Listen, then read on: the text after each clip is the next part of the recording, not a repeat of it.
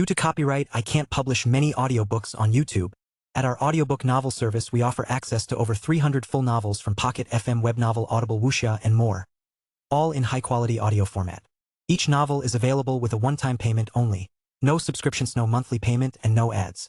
Payments via PayPal or Ko-fi. To browse the full list of available novels, message me directly on Telegram or WhatsApp, or check out our full catalog on Discord. Chapter 211, The Reason for Hatred. After leaving the gym, Jade had reluctantly agreed to date Len after his relentless pursuit. Despite his carefree and often irresponsible demeanor, Len had been surprisingly attentive to her. Eventually, their relationship progressed, and to Len's shock, Jade, who had always seemed so worldly, was actually a virgin. At first, Len was thrilled, but that thrill quickly turned to regret. If he'd known she was untouched, he could have handed her over to Henry. That would have been his ticket to the top. Later, during a casual outing, Len had introduced Jade to Henry. Henry had shown some interest in her, and Len's eyes had lit up with opportunity. He began subtly pushing Jade toward Henry, hoping to curry favor. If Jade hadn't found an excuse to slip away that day, she might have ended up in Henry's clutches. The incident led to a huge fight between Jade and Len. But soon after, Jade discovered she was pregnant. When Len found out, his attitude changed completely. He became devoted, taking care of her and even covering her mother's hospital bills. It seemed like the former playboy was finally stepping up, ready to take on the responsibilities of fatherhood. For a while, Jade began to truly accept Len into her life. But that peace didn't last. One day, while working at the hotel, Jade took a break and glanced at her phone. That's when she saw the news report about Len and his crew being arrested. The life she had started to build, one of quiet contentment, was shattered. Her resentment toward Ethan flared up again. In a moment of desperation, she dialed the number Henry had given her. Her plan was twofold. She wanted Henry to help free Len, and she hoped to use his influence to get revenge on Ethan. But that decision would lead her down a path of no return. That night, Henry instructed Jade to meet him at the Den, a high-end hot spring resort. Jade knew what she was walking into. She understood that meeting Henry would come at a cost, but she was willing to pay it to save Len. She dressed carefully, preparing herself for what was to come. When she arrived, Henry greeted her warmly, just as she expected. She pleaded with him to help Len, and he assured her it would be no problem. But then, a strange old man appeared. The man was cloaked entirely in black robes, an odd sight in the luxurious setting of the Den. Jade assumed he was elderly based on his hunched posture and raspy voice. The man studied her for a moment before whispering something in Henry's ear. Henry's demeanor changed instantly. He looked at Jade with disgust, then turned and left the room with his entourage, leaving her alone with the old man. Jade, confused and frightened, tried to leave, but before she could, the old man spoke. "Young girl, the child in your womb, just under a month old, is the perfect material for my water elemental ghost infant curse. And the water here, it's ideal for the ritual." With a wave of his hand, Jade felt an invisible force seize her body. She was dragged into the hot spring, her movements completely out of her control. Despite the shallow depth of the pool, it felt as if a 1,000-pound weight was pressing down on her, forcing her underwater.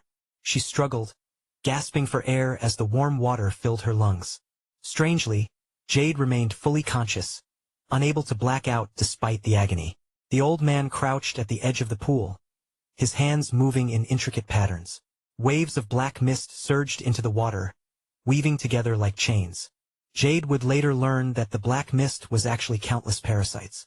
The dark tendrils seeped into her abdomen, and she watched in horror as her stomach began to swell unnaturally. The child inside her grew at an alarming rate. Then came the searing pain of her body tearing apart. The unbearable agony finally overwhelmed her, and she lost consciousness. In that final moment before darkness took her, Jade felt nothing but hatred.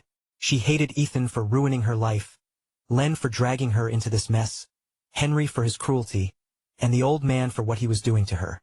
She even hated her father, who had left her with crippling debt before taking his own life. She hated her mother, bedridden and dependent, a constant burden. And she hated the child growing inside her, a child that had become a tool for someone else's dark ritual. Flashback, the night of the massacre. Jade didn't know how much time had passed when she suddenly heard voices. "Bro, there are too many guards here. If we just barge in, we'll get caught before we can film anything." "Yeah. Should we call Ethan? He's good at this kind of thing."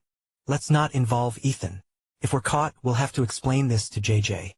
You three insisted on coming along, but this is getting risky." "What's there to explain? We'll just send him the video and tell him to stay away from that toxic woman." "Exactly.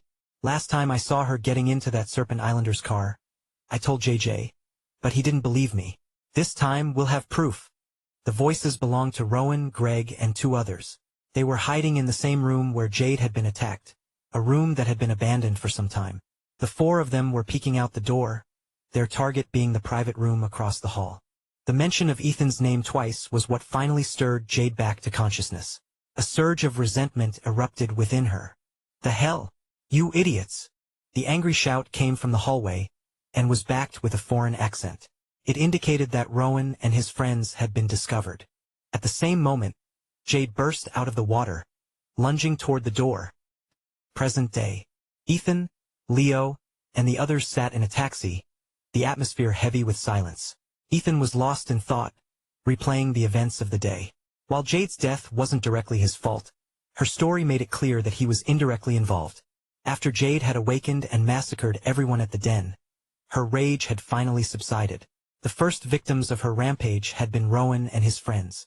Half of the ghost parasites inside her had been forced into their bodies. But because Jade was still disoriented and unfamiliar with her newfound powers, the parasites didn't kill them outright. The others at the den weren't so lucky. In her bloodlust, Jade had slaughtered everyone in the resort that night. When she finally regained her senses and realized what she had done, she was filled with remorse. Remembering the conversation she had overheard while unconscious, Jade knew that Rowan and his friends were Ethan's classmates. She found them unconscious and realized that if she removed the parasites from their bodies, they would wither and die like the others. So, she carried them back to their school, assuming Ethan would be there. By then, Jade had come to a realization.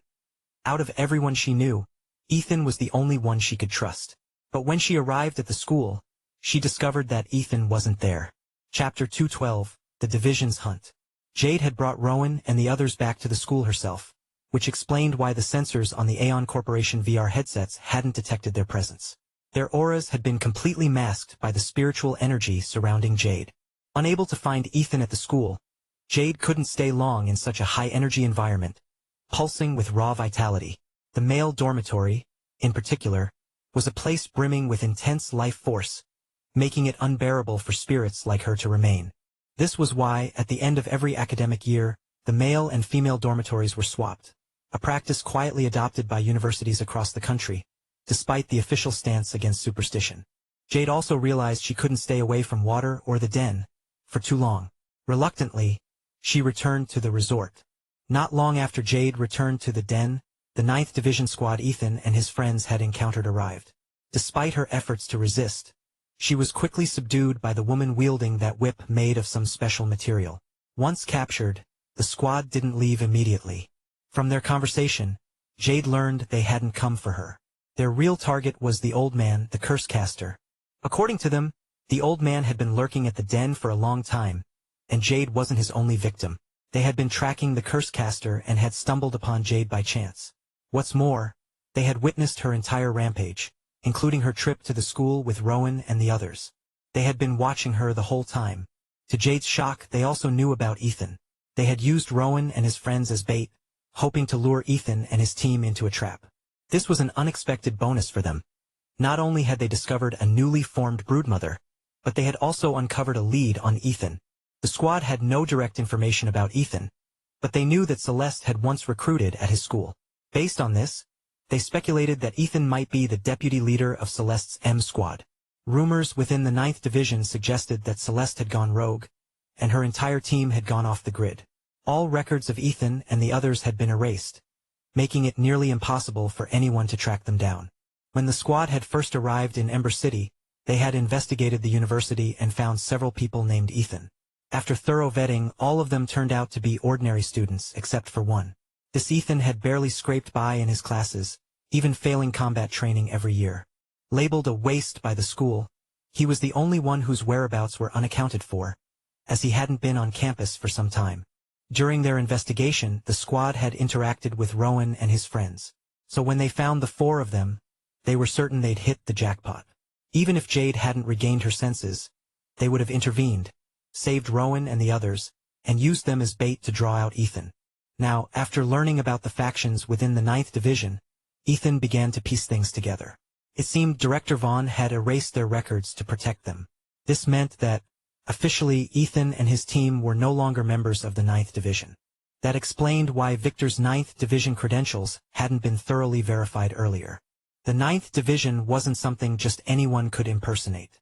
Even if someone tried, they'd have no way to verify their credentials, and the consequences of getting caught were unimaginable. In the world of energy users, the 9th Division's reputation was terrifying. No one dared to impersonate them. If caught, death would be the least of your worries. Even if you weren't caught, just the rumor of impersonation could put you on their radar. Rumor had it that the dissenters had developed numerous methods to control people. If they got their hands on you, they could manipulate your body even after death, forcing you to turn on your own allies. It was a fate worse than death. Logically, the dissenters' rapid expansion should have been stopped long ago. But the only ones capable of stopping them were other energy users. The originalists, however, were too weak to pose a threat. And the government couldn't exactly invite foreign organizations to handle the problem. That would risk the 9th Division falling into enemy hands. Fortunately, the dissenters' brutal methods were primarily aimed at energy users. They had little impact on ordinary society. As long as they kept the supernatural world in check and didn't disrupt the lives of regular people, the government turned a blind eye. In fact, under the dissenters' iron-fisted rule, energy users had become more cautious than ever, living in constant fear of drawing the 9th Division's attention. Perhaps there was some merit to their harsh tactics. This was also why the Chase siblings were so terrified of the 9th Division. It wasn't just fear. Evelyn was bordering on despair. Ever since she was old enough to understand, she had been investigating her parents' disappearance. Every clue pointed to the 9th Division. Now, with her grandfather missing, she was certain the 9th Division was behind it. She just couldn't figure out why her entire family had become targets. Evelyn had always harbored hatred for the 9th Division, but now that she was directly confronting them, she felt lost and overwhelmed. As Ethan and his group prepared to leave the manor, Ethan turned to Ryan and asked, "Will Jade be able to survive like this indefinitely?" Ryan shook his head. The resentment that fuels a wraith usually doesn't dissipate so easily. In her case, it's both a blessing and a curse. The good news is that she might find peace and even reincarnate in the underworld. The bad news is that her past actions, the countless lives she took, will weigh heavily on her karma. Whether she'll actually make it to the underworld is anyone's guess. Plus, without her resentment, she'll grow weaker over time and might eventually fade away entirely. He paused, then added, "On top of that, she's a broodmother. If she could master her abilities, she might be able to sustain herself. But the knowledge available to the public is rudimentary at best. The real, powerful methods are closely guarded by secret organizations and powerful families." Ethan wasn't entirely convinced by Ryan's talk of karma, and he knew how difficult it would be to obtain advanced training methods, especially for something as niche as a broodmother. Still, he pressed Ryan for more information, asking why Jade couldn't leave the vicinity of the den. Ryan explained, "She died there, and her spirit is tied to the water. The resentment she generated in that place binds her to it. In a way, she's become the water spirit of that hot spring." Chapter 213. Fractures in the Alliance. The strange old man beside Henry had left remnants of ghost parasites inside Jade's body when he extracted the child from her. These ghost parasites had fused with her spirit, granting her the ability to control them.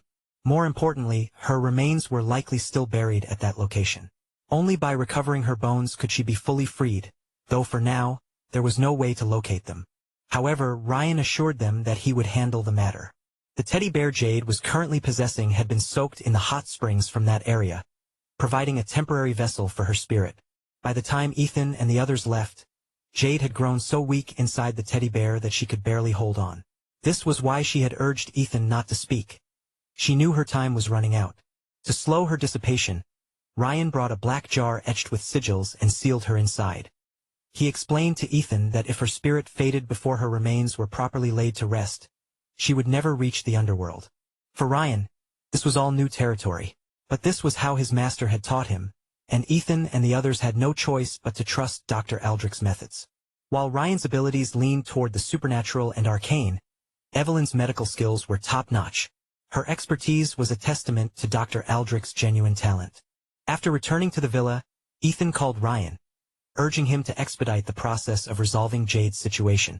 He also informed Ryan that he had transferred $500,000 into Evelyn's account, instructing them to leave Ember City as soon as the task was completed and find a safe place to lay low. Once everything was arranged, Ethan, exhausted, climbed into his VR capsule. It was already past 3 a.m., and though he had lost valuable time, he needed to log back into the game immediately to continue leveling up. Lila was still waiting for him to save her. "Lila, hold on. I'll find the Silverwood family's territory," Ethan muttered to himself. "Even if I can't rely on the 9th Division's guest pass anymore, I'll risk everything to bring you back." Ding. Welcome to the world of Ethereal. As soon as he logged in, Ethan instinctively opened the guild chat. Something felt off. Just as he was about to scroll through the chat history, Celia sent him a message. Some players from Renegade Alliance wanted to leave the guild and had already submitted their applications.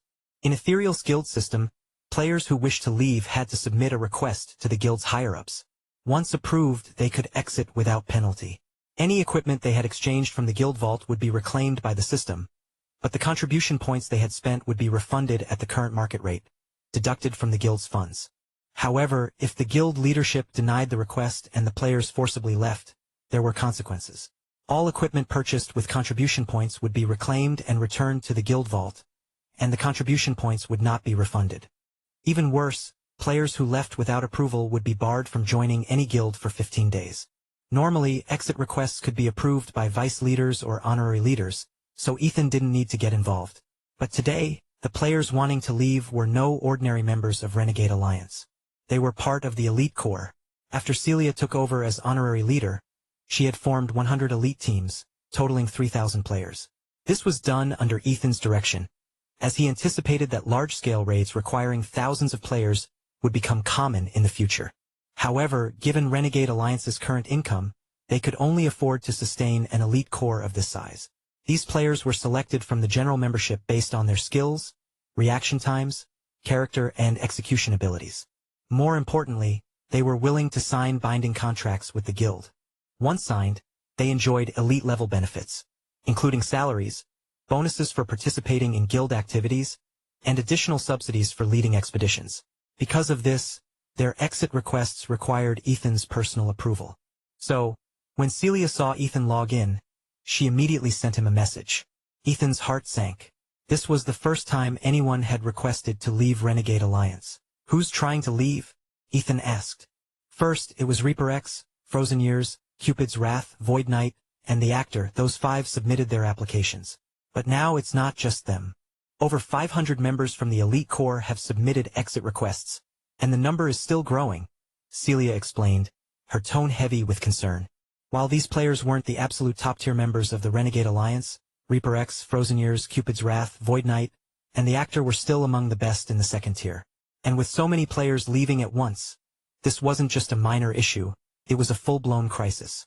The negative impact on the guild's reputation would be immeasurable. "Where are they now?" Ethan asked, already suspecting what had happened. These players had likely been bribed. With the regional boundaries still closed, the Steel Consortium was the wealthiest entity in the Northern Frontier region. These players must have been offered better deals than what Renegade Alliance could provide. Greedy individuals, tempted by money, had decided to abandon the guild.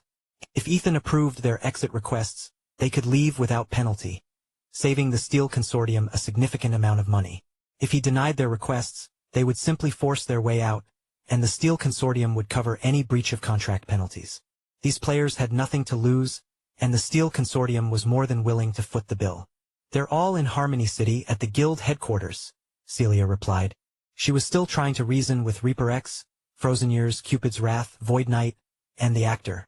These 5 were captains of 300-player teams, each commanding 10 squads of 30 players.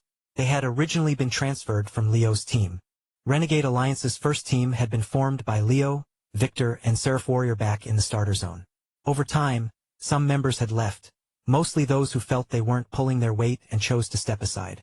When Celia took over as honorary leader, she had discussed with Leo and Victor the need to select 10 standout players from their teams to form 10 300-player squads.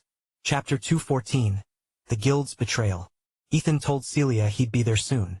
He had logged out near the Life greenhouse the previous day. Celia explained that as soon as she logged in today, Reaper X, Frozen Years, Cupid's Wrath, Void Knight, and the actor had immediately submitted their exit requests. More applications had followed in quick succession. Knowing Ethan, Slashblade, and the others had important matters to attend to, she had been stalling for time. Now that Ethan was back, she finally felt some relief.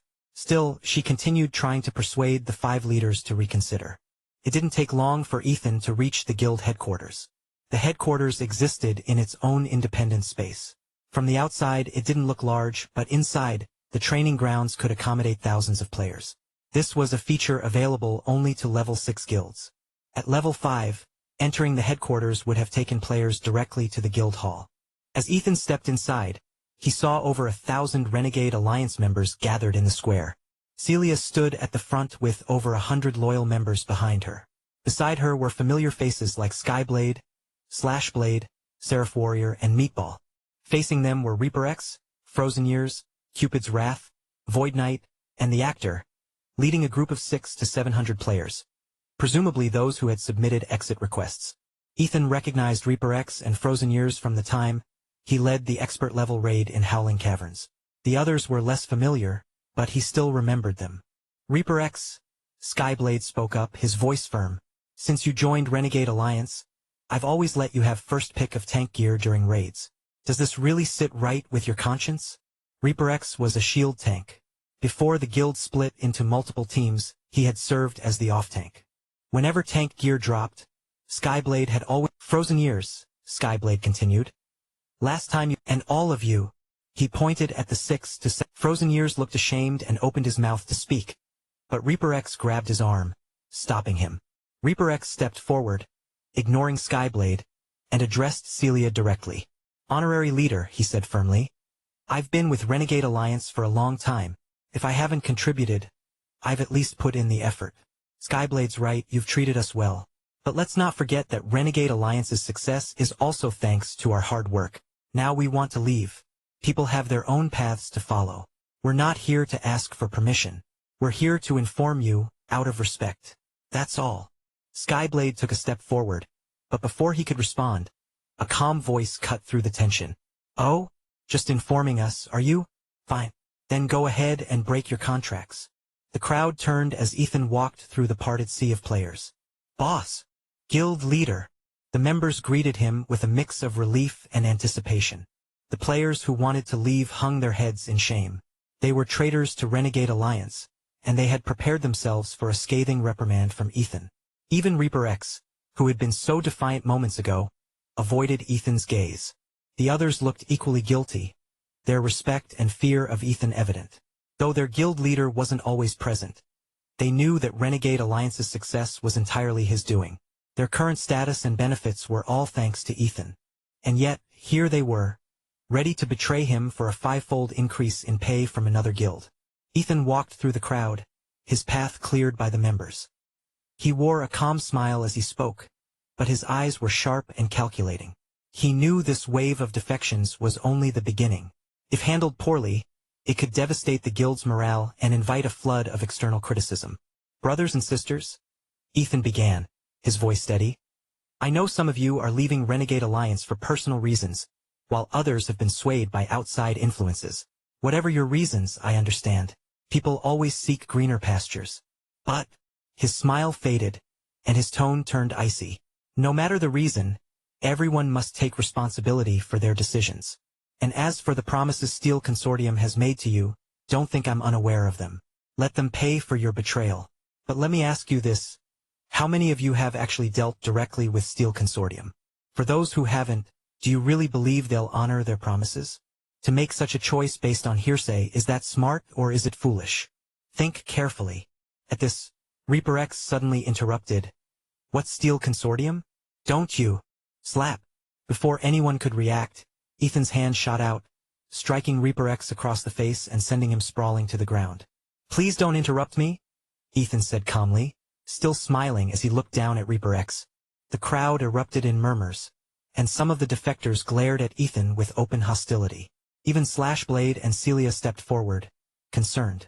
Slashblade grabbed Ethan's arm and whispered, "Ethan, maybe let Celia handle this." Slashblade was worried Ethan might lose his temper and slaughter the defectors on the spot, which would only worsen the situation and fuel damaging rumors. Ethan waved him off. "It's fine." With a flick of his hand, Ethan pulled up a video from the game's recording function and projected it for everyone to see. "The actor," Ethan said, turning to the player in question. "I remember you know lip reading, right?" The actor, caught off guard, nodded. His ability to read lips was no secret in the guild. "Then please translate what's being said in this video," Ethan instructed before hitting play. The first run of the video left everyone confused. There was no sound, only visuals. The background showed a snowy landscape, clearly a grinding zone with players fighting monsters in the distance. A man lounged in a rocking chair, looking relaxed. Then, a familiar figure entered the frame. Chapter 215, Half-Truth. The video ended, and the actor glared at Reaper X with pure hatred. Reaper X, on the other hand, looked panicked. "The actor?" Ethan said, his eyes narrowing into slits as he maintained a calm demeanor. "Tell us what they said." The actor raised his head, regret etched across his face. "Boss, I'm sorry," he said before turning to address the crowd. The video just showed Reaper X meeting with someone from Steel Consortium. In their conversation, they discussed how Reaper X would receive a 150,000 cash bonus for every 300-man battalion leader he poached from Renegade Alliance. For every regular Elite Corps member, he'd get 3,000. With 689 Elite Corps members and 4 battalion leaders here, Reaper X stands to earn 2.6 million in bonuses. And if he forces guild leader Ethan to sign off on our exit, he'll get double that amount. As for us, once we join Blade Syndicate, we won't be getting 5 times our current pay as Reaper X claimed, it'll be 7 times. The benefits are good, but Reaper X pocketed the extra 2 times for himself. The crowd erupted in chaos. "Reaper X, you son of a bitch! You sold us out and used us as mere tools for counting money!" shouted one enraged member, lunging forward to grab Reaper X by the collar. Reaper X struggled, his voice frantic. "Don't listen to him. This is all a setup. The actor's been bribed. How do we know he's not making this up?" he protested, his face red with desperation. The crowd hesitated. Reaper X had been with them for a long time, and his reputation for loyalty and camaraderie was solid. The actor's accusations were hard to believe, and many began to doubt whom to trust. Ethan, however, wasn't done. "Oh? Is that so?" Ethan chuckled. With a wave of his hand, he replayed the video, this time with sound. Even the actor was stunned. Turned out Ethan had been in control the entire time.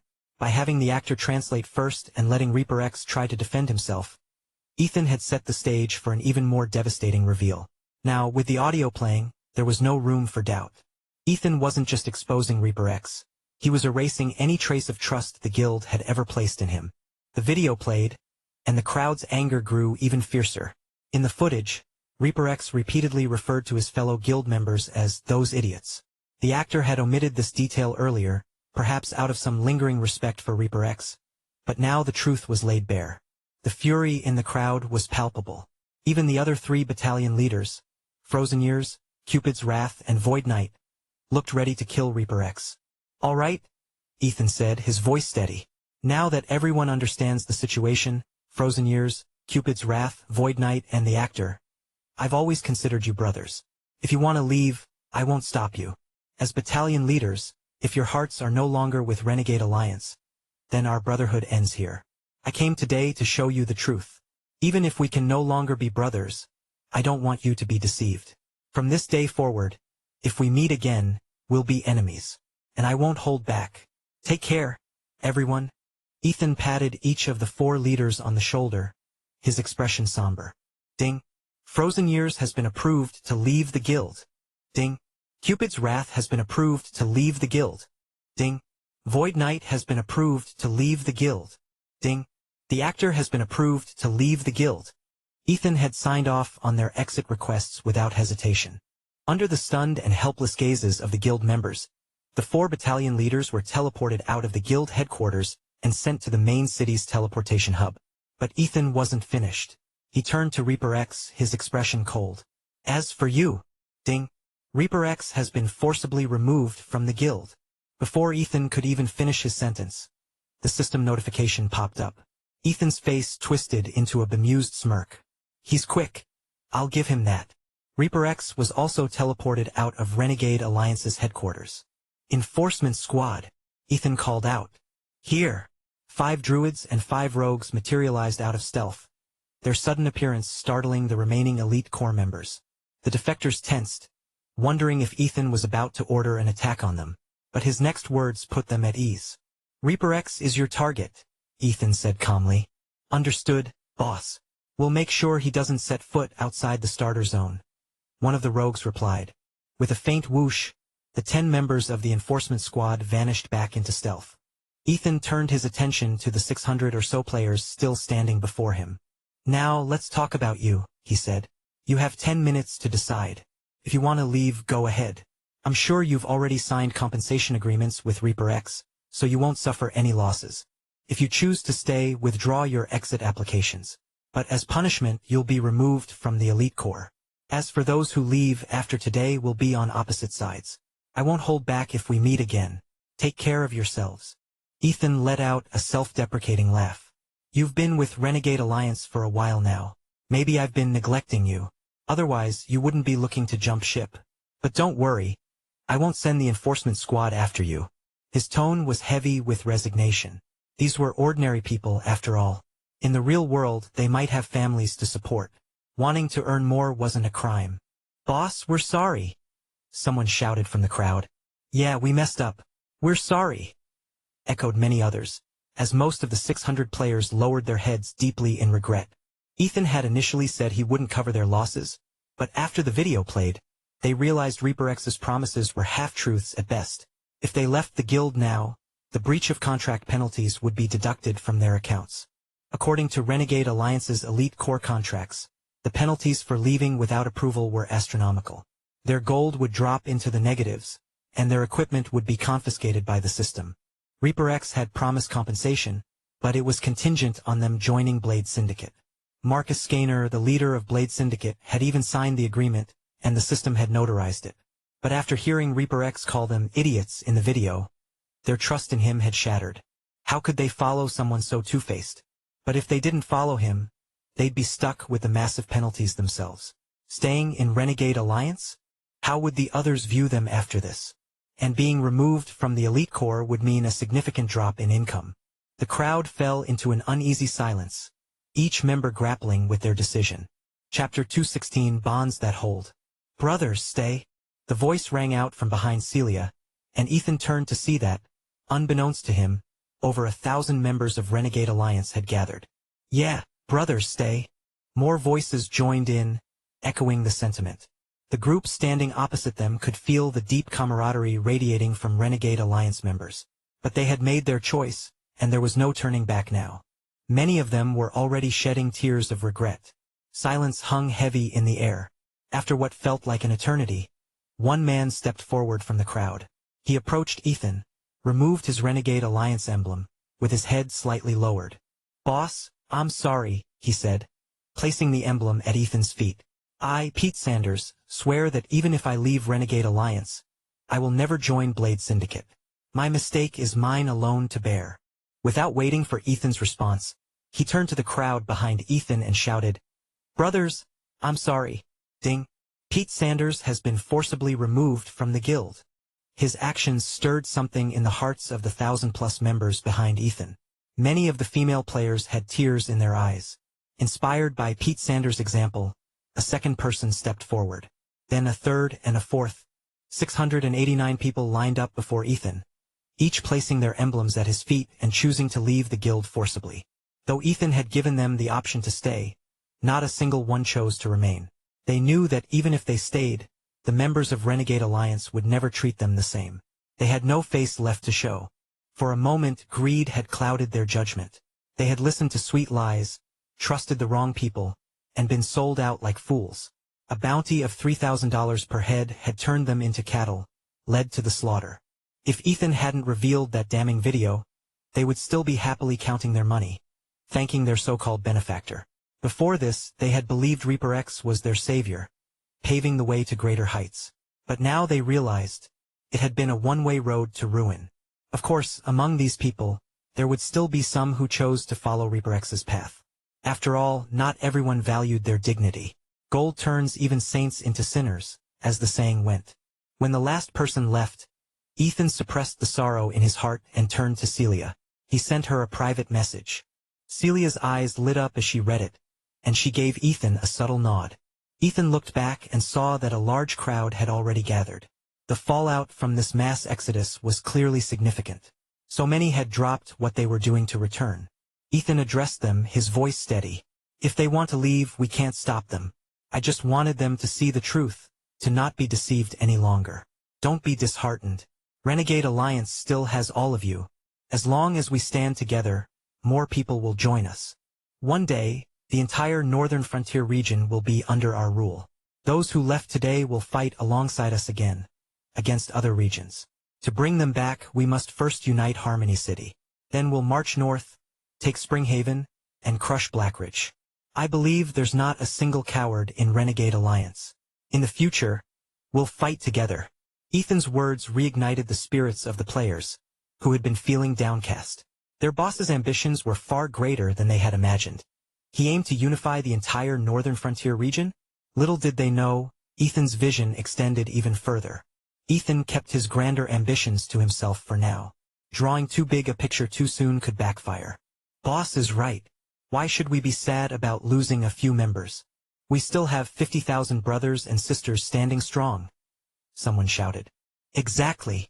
As long as we stand united, what's the northern frontier region to us? Renegade Alliance will unify Dragonspire. Another voice chimed in. Unify the northern frontier region. Unify Dragonspire. Thousands of voices rose in unison, their morale reaching new heights. Ethan smiled. This chapter of turmoil was finally coming to a close. He owed a debt of gratitude to Xandria, who was currently in Blackridge. The video that had turned the tide had been provided by her. On his way to the guild headquarters, Ethan had reached out to her on a whim, not expecting much. But the woman with the childlike voice and mature demeanor had delivered. Xandria had even boasted that within Blackridge, she had every guild leader under surveillance. She claimed to know everything, how many women they dated, how many times they checked into hotels, even how many times they used the bathroom. Ethan didn't fully believe her, of course. In the world of Ethereal, players didn't even need to use the bathroom. You've got to at least make your lies believable, he thought.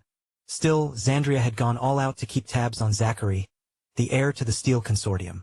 Since his arrival in Blackridge, she had deployed 2,000 rogues to monitor his every move.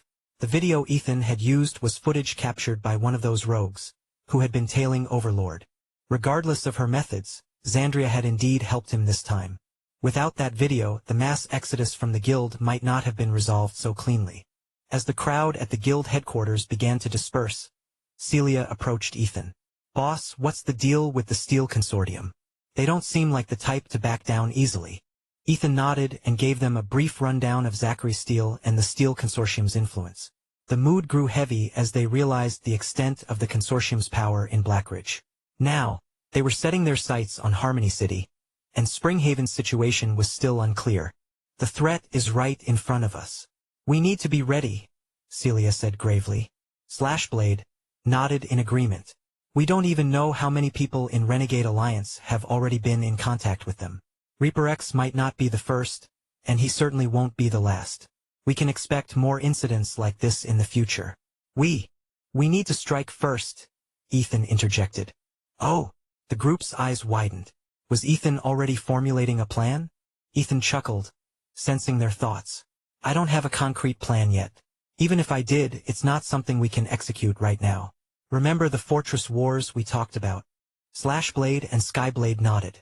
Ethan continued. Only a handful of people know about this. Just you guys and Xandria and Blackridge. I trust she's not foolish enough to spread it around. For now, our focus should be on accumulating resources and preparing for the Fortress Wars expansion. That's when we'll make our move. Anything we do now would be pointless. So, Celia, your priority is to train engineers. We'll need a lot of them. I'll secure blueprints for large-scale siege equipment. We'll fight a mechanized war. While others are still throwing bodies at the problem, we'll hit them with tanks and cannons. Most importantly, Guilds without a fortress won't be able to relocate their headquarters from the main city. When the time limit expires, those guilds will be disbanded by the system. That's when we'll recruit their members. Unifying the northern frontier region isn't just empty talk. As Ethan spoke, a glint of determination shone in his eyes. Even the usually composed Slashblade was breathing heavily, his excitement palpable. The idea of conquering territories and dominating the battlefield was every soldier's dream. Celia, though a woman, was equally fired up. And as for the rest of the guild, they were ready to follow Ethan to the ends of the earth. Chapter 217. The Stone's Awakening. Ethan walked through the streets of Harmony City, leaving the guild hall behind. The day had been a waste, and it was already close to 5 p.m. But he wasn't about to let the rest of the evening go to waste. He headed straight for the teleportation hub, planning to continue leveling up in the life greenhouse. Suddenly, a system notification chimed in his ear. Ding! System alert. Side quest, Prismatic Stones Nurturing. Progress 100%. Second stage, Feeding, completed. Ethan paused, momentarily confused. He had completely forgotten about this quest. Back when he had obtained the Prismatic Stone, it was meant to help him complete the Druid's Artifact Fusion quest. But after acquiring the artifact, he had completely forgotten about the Flying Stone in his inventory. When he first received the quest, he had been curious for a long time, wondering if the stone would eventually hatch into some kind of mythical creature. He chuckled at the thought. He did a quick mental calculation. The stone had consumed over 100 gold coins worth of ores.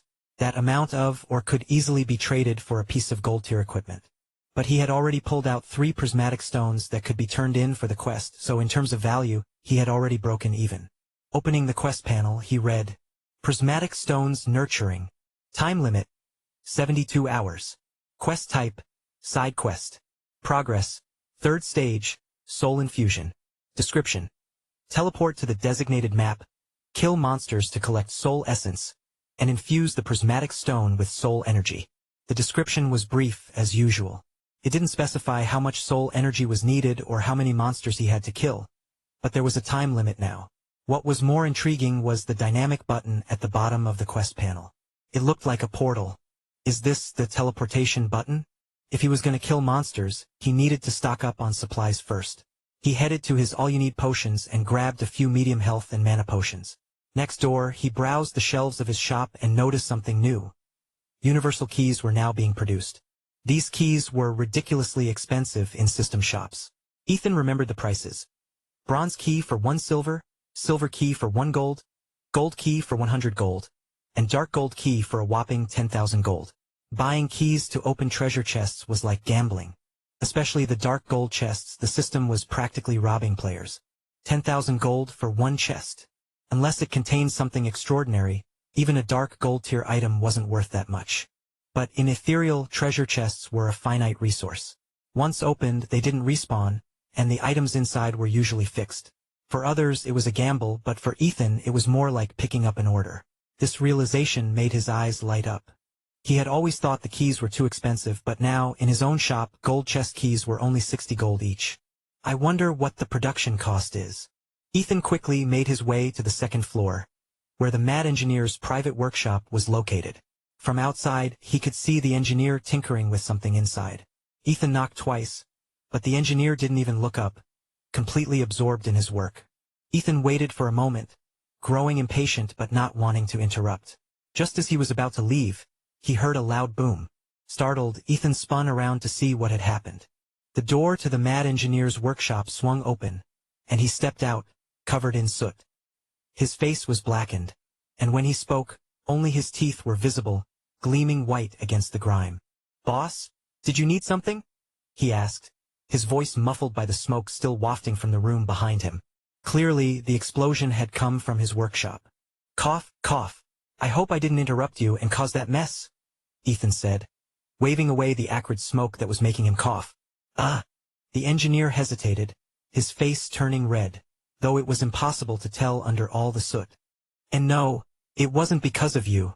Ethan could hear the embarrassment in his voice, so he decided to change the subject to spare the man's pride. "I noticed the shop has universal keys in stock now. How much do they cost to make?" The engineer's eyes lit up, and he scratched his head. "Oh, the universal keys? They're pretty expensive to produce. The profit margin is only about 40%. Ethan nodded. That wasn't cheap, but it was still better than the system shop prices. If he focused on opening gold-tier chests, especially the one, "Boss, are you planning to open some chests?" the engineer asked, curiosity evident in his voice. "Yeah, I know the locations of a few chests that drop good loot. Did the math and it's worth it." Ethan expected they were just too unreliable. Silver-tier chests, for example, might drop one silver-tier item out of 10, with the rest being common junk or maybe a bronze-tier item if you were lucky. Higher-tier chests were just as bad, always a gamble. "Boss, here, take this." The engineer suddenly pulled a small object from his pocket and handed it to Ethan. "What's this? Holy crap. Did you make this?" Ethan's eyes widened as he examined the item, and he couldn't help but swear in surprise. Demonic Universal Key, unique, upgradable, properties. Can unlock all locks up to and including gold tier. Description: the lower the lock's level, the shorter the decryption time required.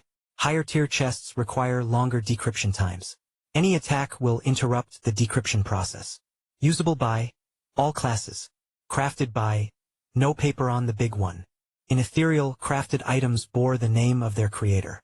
Once listed in a shop, they also carried the shop's logo and name. Holding this item, Ethan couldn't help but be stunned. A unique item, meaning there wouldn't be another like it in the entire server. And it was exactly what he had been dreaming of. Ethan could already see countless treasure chests beckoning to him. "Yeah," the engineer began, launching into an explanation. "After I leveled up to intermediate, I started adding all sorts of materials. Honestly, I can't even remember what I threw in there. When it was done, I ended up with this thing. It started as silver tier, but I managed to upgrade it to gold.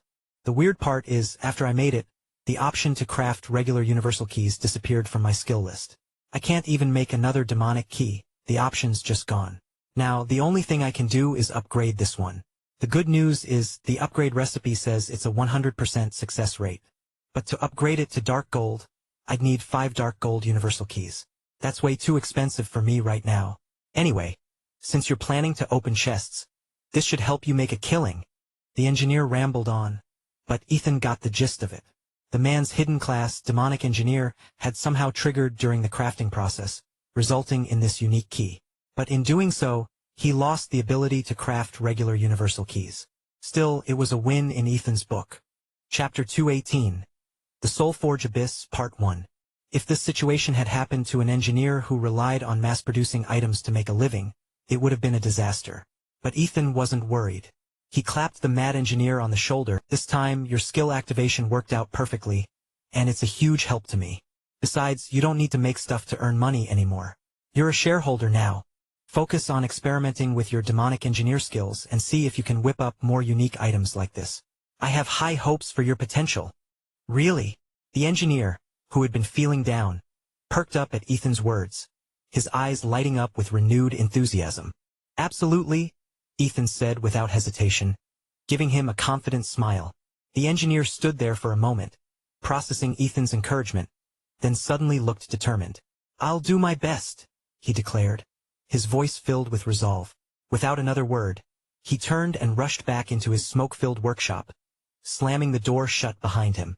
Ethan blinked, slightly taken aback by the man's sudden enthusiasm. "Well, he's certainly eager," he thought with a chuckle. But Ethan was just as excited. He clutched the demonic universal key tightly and dashed out of the engineering shop. As he ran, his mind raced through the locations of gold-tier chests he remembered. He was ready to test his luck. But just as he was about to set off, a system notification chimed in his ear. Ding! System alert. Side quest, Prismatic Stones Nurturing. 3rd stage, Soul Infusion. Time remaining 71 hours 30 minutes. Ethan froze. "Crap. I almost forgot about this quest." He sighed, realizing that his treasure hunting plans would have to wait. He double-checked his inventory to make sure he hadn't forgotten anything. He had stocked up on all sorts of engineering gadgets, including 2 grappling launchers, plenty of potions, and every buff scroll the shop had to offer. He was as prepared as he could be. Opening the quest panel, he tapped the dynamic portal icon. A sudden force pulled at him, and he felt himself being sucked into the portal. It was like being swallowed by a wormhole. His vision went dark, and he lost consciousness. When he came to, he was startled to find himself in a completely different state. He was in soul form. No. Panicking, he quickly opened his inventory to check if the wishbound relic was still there. To his relief, it was. That was close, he thought, his heart racing. For a moment, he had feared he died and lost the relic. That would have been a disaster. Ding. System alert. You have discovered a new map. Soulforge Abyss. Ethan's eyes widened. This was a special map. In normal maps, discovering a new area would grant experience points. But in these unique quest maps, there were no such rewards. Looking around, he saw that the entire world was shrouded in a gray, misty haze. Above him, a massive swirl. He checked his inventory again and noticed that his teleportation stone was grayed out. Even his divine teleportation skill was unusable. The portal button in the quest panel had disappeared as well. Looks like this is a closed map. The only way out is to explore and find an exit. Although the prismatic stone's nurturing quest had a time limit, Ethan knew that in Ethereal, such timers would pause during offline periods. He stretched and tested his skills, relieved to find that none of them were restricted in this map. Still, he didn't let his guard down. He activated Panther's stealth and cautiously made his way up a nearby hillside. In Ethereal, special maps like this were rare and often tied to unique quests or random encounters. But one thing was certain, they were always filled with danger. Reaching the top of the hill, Ethan looked down and saw a bizarre landscape. Jagged, otherworldly rock formations stretched out in every direction, crisscrossed by winding paths. Among the rocks, strange, towering creatures roamed. One of them caught his eye, a massive, upright walking beast with the skull of a bull for a head. The creature before him was massive, towering like a giant. Its body was encased in steel-plated armor, and thick chains hung from its arms. Ethan activated his advanced appraisal skill, which allowed him to inspect the attributes of creatures up to 15 levels higher than himself. Scorch Beast Titan. Rank, Elite. Level, 55. Health, 275,000. Defense, 2,750. Attack power, 5,500. Skills, Slam, Cleaving Tempest, Crush. Description. These ironclad, savage creatures crave destruction, and will use their brute strength to crush any opponent in their path. Ethan's eyes widened. A level 55 elite monster? And these stats are insane. The Scorchbeast Titan even had the Cleaving Tempest skill, a 360-degree area of effect attack that could hit everything around it. What made it worse was that the skill was instant cast, leaving no time to react. As a druid, Ethan could theoretically learn the Cleaving Tempest skill, but he had never been lucky enough to find the skill book. Skill books were rare in Ethereal, but back when he played as a rogue in his previous life, they hadn't felt this hard to obtain. The quest description mentioned that killing monsters would yield soul essence, but it didn't specify which monsters to target. Ethan decided to explore the area, hoping to find weaker enemies to farm. He activated Panther's stealth and carefully made his way down the hillside, planning to skirt around the Scorchbeast Titan. But just as he was about to sneak past the beast, a system notification popped up. Ding. System alert. Prismatic Stones Nurturing. 3rd Stage Progress 1. Defeat Scorchbeast Titans. 0 out of 5. What the hell? Ethan cursed under his breath. The quest was now demanding that he kill 5 of these monstrous Scorchbeast Titans. In his Panther form, Ethan wielded his legendary weapon, which ignored 50% of the target's defense. However, as a physical damage class, he would suffer heavily from the level difference. The higher the level gap, the more likely his attacks would miss. This made fighting higher-level enemies particularly challenging for physical classes. But the quest left him no choice. He had to fight. Ethan stealthily approached the Scorchbeast Titan from behind. He opened with Rake, stunning the beast for 2 seconds and applying a bleeding debuff. Normally, the stun would last 5 seconds, but due to the level difference it was reduced to just 2. Next, he used Shred, but the attack missed. Ethan sighed in frustration. At least when an attack missed, it only consumed 50% of the skill's energy cost. Instead of the usual 40 energy, Shred only cost him 20. Deciding to go all out, Ethan spammed Shred on the Scorchbeast Titan, hoping to land a hit. Minus 5,698. Finally, one of his attacks connected. The level difference of 14 levels meant the Scorchbeast Titan had a 280% defense bonus, 20% for each level above Ethan. Without the 50% defense ignore from his weapon, Ethan wouldn't have been able to deal any damage at all. He would have been forced to rely on debuffs and chip away at the monster's health over time, as he had done in the past. The 2-second stun wore off, and the Scorchbeast Titan turned its massive body toward Ethan, swinging one of its enormous arms in a slam attack. Despite its size, the creature was slow, and Ethan easily dodged the attack with a quick roll to the side. Boom! The Scorchbeast Titan's fist slammed into the ground, causing the earth to shake violently. Ethan struggled to keep his footing as the ground trembled beneath him. Failing to hit Ethan, the Scorchbeast Titan roared in anger. It swung its arms, the chains attached to them whipping through the air. Minus 8,176. A massive damage number floated above Ethan's head as the chains struck him. Chapter 219. The Soulforge Abyss, Part 2. Ethan's heart skipped a beat as the damage number floated above his head. Without hesitation, he activated the Swift Stride skill on his boots and bolted. Whoosh! He turned and sprinted away as fast as he could. He had no choice in his panther form. His total health was only 8,470. That single chain attack had nearly wiped him out. Thankfully, the Cleaving Tempest skill didn't have any additional damage modifiers, or he would have been dead. He also got lucky that the attack was just a high-level crush and didn't crit. If it had, he'd be a goner. Ethan wasn't sure what would happen if he died in this map, but he wasn't willing to risk losing the Wishbound relic. He needed to find a way to transfer the relic to someone else, just in case. The problem was, the Wishbound relic wasn't like other items. Couldn't be lent out through a contract. The only way to transfer it was to have someone kill him and loot it from his corpse. That person would have to be someone he trusted completely, someone who never left the city like a crafting or gathering player. Right now, only 2 people came to mind, the Mad Engineer and Celia. Ethan would have to decide who to entrust with the relic. As he ran, Ethan put some distance between himself and the Scorchbeast Titan. Once he was safe, he shifted into tree form and began casting healing spells on himself. Rejuvenation, Healing Touch, and Life Bloom. With his health stabilized, he felt more confident. Now that he knew the Scorchbeast Titan's attack patterns, he wasn't as afraid. Running wasn't an option anymore. He'd have to tank the Cleaving Tempest skill in bear form. Normally, his bear form had a whopping 5,295 defense, making him nearly impervious to physical attacks. But even with that defense, the Cleaving Tempest skill would still chip away about 3,000 health. Fortunately, in bear form, his health pool was a massive 29,645, so he wasn't too worried. Using a combination of Rake, Rend, and various balanced druid debuffs, along with the occasional physical attack, Ethan managed to whittle down the Scorchbeast Titan's health over the next 10 minutes. Finally, the beast let out a deafening roar and collapsed. Ding! You have defeated Scorchbeast Titan. Overlevel kill bonus, 2,700%. Experience gained, 308,000. Base experience, 5,500. Overlevel bonus, 148000.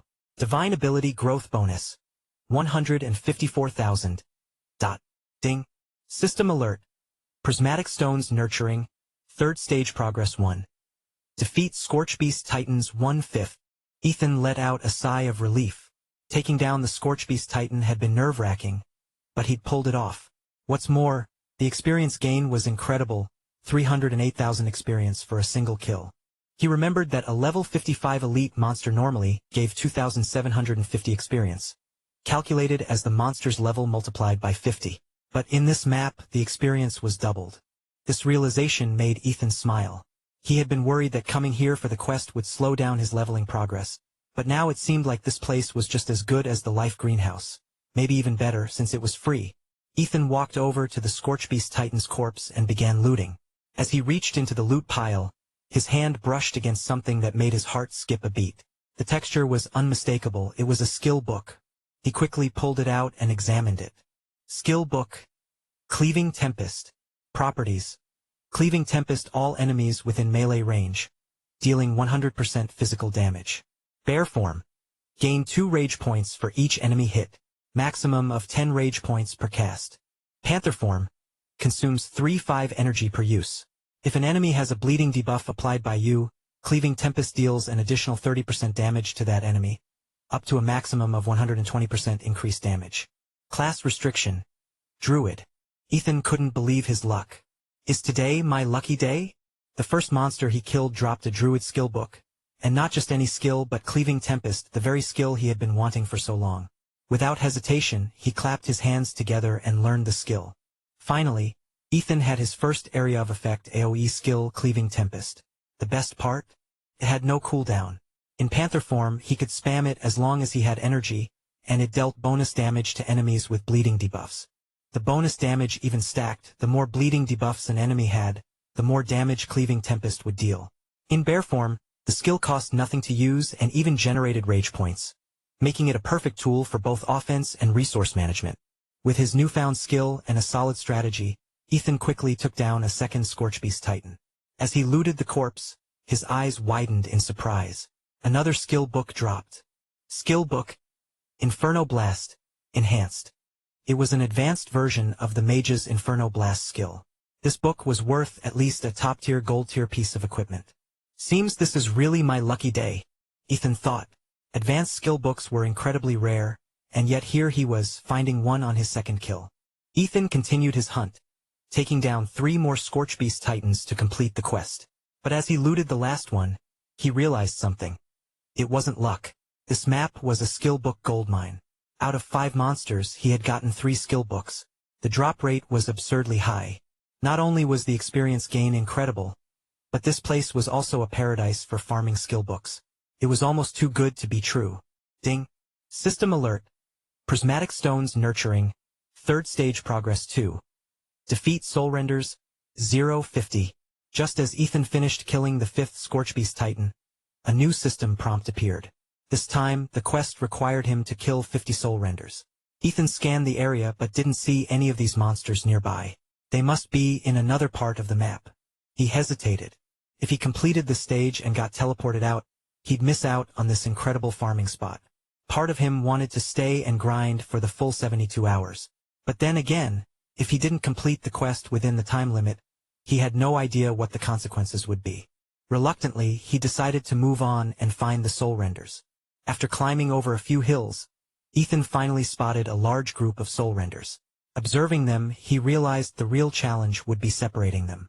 These wolf-like creatures were pack animals, and they moved in tight groups. Like the other monsters in this map, they were covered in exoskeletons, making them tough and heavily armored. Using his appraisal skill, Ethan inspected one of the Soul Renders. Soul Render. Rank, Elite. Level 56. Skills, Shred, Bite, Howl. The Howl skill was particularly annoying. It could summon other Soul Renders within a 30-meter radius to join the fight. Ethan spent some time circling the outskirts of the pack, waiting for an opportunity to isolate one. Finally, he spotted a lone Soul Render wandering slightly away from the group. He took the chance and launched a Moonfire spell from a distance. To avoid triggering the Howl skill and drawing the entire pack, Ethan planned to lure the Soul Render further away before engaging. But as soon as his Moonfire hit the creature, it turned its head and looked directly at him. Instead of chasing him, it simply tilted its head back and let out a loud, echoing howl. A woo! Instantly, every Soul Render within earshot turned to face Ethan. Oh, you've got to be kidding me! Ethan cursed under his breath. The damn thing didn't even move, it just howled and called for backup. Ethan turned and ran, grateful that he had cast Moonfire from the maximum range. The pack of Soul Renders gave chase, but they were slow and eventually lost interest, returning to their aimless wandering. Ethan stopped to catch his breath, his mind racing. How am I supposed to fight these things? He was confident he could handle 2 Soul Renders at a time, but their packs were so tightly grouped that a single howl could easily draw a dozen of them. This was going to be a lot harder than he thought. Chapter 220, Race for the Divine. After disengaging from combat, Ethan stealthily circled back. He noticed something unusual. The monsters here didn't return to their original positions after combat ended. Instead, they lingered, wandering within a certain range. This observation reignited his confidence. If they didn't reset, he could take his time to lure and scatter them before picking them off one by one. Ding! System notification. Ethereal will enter its rest phase in 5 minutes. Please prepare to log off. Ethan decided not to waste any more time. He found a safe spot and prepared to log off. Ding! Global announcement. Player, Fading Petals, from the southern frontier region of Dragonspire has obtained Divine Ability Scroll, Fatal Strike, Divine, at coordinates 1564, 8.36897.15985. Ding. Global announcement. The holder of Divine Ability Scroll, Fatal Strike, Divine, Fading Petals, is currently at coordinates 1564.8.36897.15985. Ownership will be granted after holding the scroll for 12 hours. Ding. System notification. A Divine Ability Scroll has appeared. Ethereal has entered a contest period. The rest phase will be postponed until the scroll's ownership is determined. Ethan, who had been ready to log off, froze at the flood of system notifications. Divine Ability Scroll, Fatal Strike, Divine, had appeared. Unfortunately, it was in the southern frontier region, and with the regional borders still closed, there was no way for him to get there. He recalled that in his past life, around the same time, the southern frontier region had produced the first divine ability in the game Fatal Strike. From what he remembered, it was eventually claimed by Littlehorn. That player had gone on to become a legend, the only one in Ethereal to possess 4 divine abilities simultaneously. Ethan wondered if history would repeat itself this time. While he couldn't compete for the scroll, its appearance bought him more time to level up. With the rest phase delayed, he could make the most of this opportunity. He cancelled his log-off timer and rushed back to the Soul Render spawn point. He began luring the monsters, scattering them as he went. While doing so, he kept an eye on the ongoing battle for the divine ability. The players in the southern frontier region were relatively evenly matched, with no standout powerhouses or major guilds investing heavily in Ethereal yet. As a result, the contest period for the scroll would likely drag on for hours. 10 hours later, Ethan finally defeated 50 Soul Renders, collecting a pile of skill books in the process. Among them were several advanced skill enhancement books. Meanwhile, the divine ability in the southern frontier region had changed hands multiple times, with the current holder having possessed it for less than half an hour. Ethan's skill set was further bolstered by a new group skill for his Panther form, Primal Fury. This skill allowed him to apply a bleeding effect to all enemies within a 1.5-meter radius. With Cleaving Tempest and Primal Fury, he could now efficiently farm mobs in the life greenhouse without relying on magic inscriptions. Even if the quest failed, this trip had already been worth it. His inventory was filled with over a dozen skill books for various classes. Each skill book was worth around 100 gold, and the enhancement skills could fetch up to 2,000 or 3,000 gold. This prismatic stone truly was his lucky charm. Thinking of it, Ethan couldn't help but wonder about Lila. How was she doing now? Somewhere in the Ironvale Mountains, atop a mist-shrouded peak, at the end of a chain of cliffs, lay the hidden territory of the Silverwood family. It was a paradise.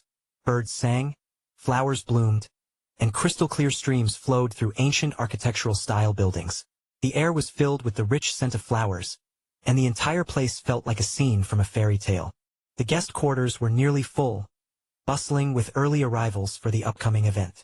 In the center of the training grounds stood a towering statue of a kind-faced old man, his hands clasped behind his back as if he had the weight of the world under his control. Legend had it that this was the first patriarch of the Silverwood family. In front of the statue, a massive arena was being prepared, with workers scurrying about. The atmosphere was lively, filled with excitement and chatter. I wonder who'll win the tournament this time. I heard the second son of the Lancaster family, Gabriel Lancaster, has advanced to the mid-tier of energy manipulation. That's old news. The young master of the House of Zane has already reached the peak tier of energy manipulation. I bet he'll take the crown. No way. If that's true, our young lady is in trouble. I heard Dominic's a prodigy, but he suffered an injury during training as a child. And, well, let's just say he's not exactly functional. Shoo. Keep your voice down. The Zanes have brought a lot of people this time. If they hear you, you're dead. The loudmouth shrunk back, glancing nervously around. Meanwhile, deep within the forbidden grounds of the Silverwood family's estate, a woman in ornate traditional robes stood outside a frost-covered cave, its entrance billowing with icy mist. Let's see if you can endure Frostvale's bite, Lila. How dare you defy me? A weak, mocking laugh echoed from within the cave. If Ethan had been there, he would have recognized it instantly. It was Lila's voice. Her words trembled, her teeth chattering from the cold. Luna. If it weren't for Liam stepping in, you'd be a corpse right now. Luna's hand instinctively went to her neck, where a bandage covered a wound near her carotid artery. A faint trickle of blood seeped through. Humph, you little brat. How dare you address me so disrespectfully? Is this how your parents raised you? Oh please, you're trying to sell me off for your own gain, and you expect me to call you aunt? Don't make me laugh. My upbringing is none of your concern. You can forget about using me as a bargaining chip. If you want access to fast updates or the full novel in high-quality audio, contact me now and buy. I offer over 300 complete audiobooks from Pocket FM, Webnovel, Audible, and more. No locked episodes, no subscriptions, just one-time payment via PayPal or Ko-fi. Message me directly on Telegram or WhatsApp, or check out the full list of available novels on Discord. Start listening to your next favorite audiobook today.